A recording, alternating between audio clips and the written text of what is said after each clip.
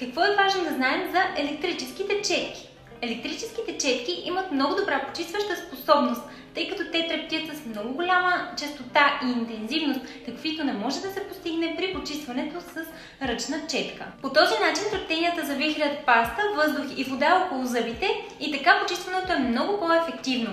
Почиствате се не само плаката, но и оцветявания около зъбите. Важно е да отбележа, че при използването на електрическа четка за зъби не трябва да се прилага прекомерен натиск, тъй като това би могло да доведе до изтриване на зъбите, нараняване на венеца или неговото отдръпване.